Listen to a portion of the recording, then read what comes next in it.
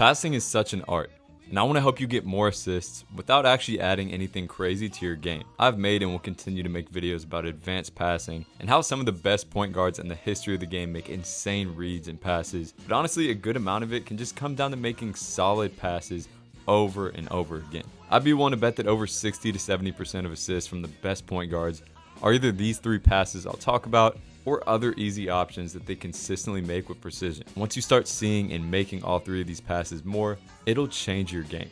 So without further ado, let's get you more dimes.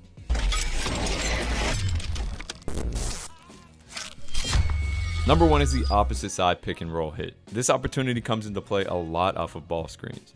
So if we look at this play, for example, as this big man is rolling, that defender has no choice but to step in and stop the big man from rolling for an easy layup or dunk. So they leave their man for at least a split second to show and tag this big man. Especially if your teammate does the right thing and finds this open space, hint hint to off-ball players who want easy buckets, this could be wide open. Now, two keys here. Number one is patience. Being able to slow down, wait for the play to develop, and the tag defender to actually step over, look at that big man to see if it's an option first, and then make that pass. But also balancing that with not taking too long. So the timing here is definitely an art. Then the second is a creative delivery. There will be a trailing defender in the way who is most likely ready to deflect this, so we got to make sure that that ball cleanly gets through to our shooter. And trust me, I know not every player runs pick and roll, but this is just a general concept that is huge. This can happen off of a handoff, or really just any time a defender has to rotate over to stop a diving big man. Number two is a quick transition outlet. Especially as PGs, we have the tendency to always want to bring the ball up the court with our dribble. But if you talk to your teammates about getting up the court here, or more importantly, show them by doing it, they'll keep running for you. And chances are the other team won't be ready for this. So even if this isn't an on-point dime directly to a bucket, moving that ball up the court quickly with a pass will get you a ton of assists. It gets your teammates working against scrambling, tired defenders with momentum and confidence on their side.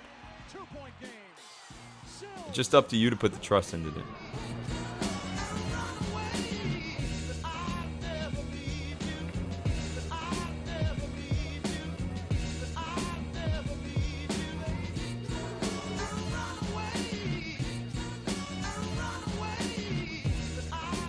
And then lastly is the one more pass.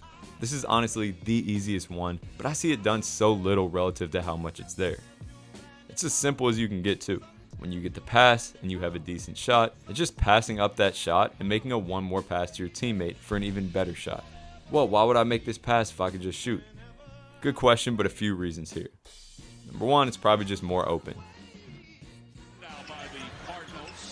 Number two, it's showing trust in your teammate and building a culture of spreading the wealth. And then number three, it gets you an easy psychological win.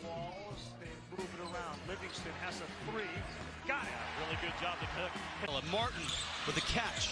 Good rotation. Dick, quick release. Got the three. So again, like I mentioned, nothing crazy here at all. These seem super basic. But if you make these an emphasis, you'll be viewed in a completely different light by your coaches and teammates as a facilitator.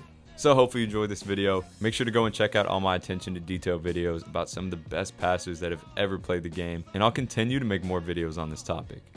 Stay tuned.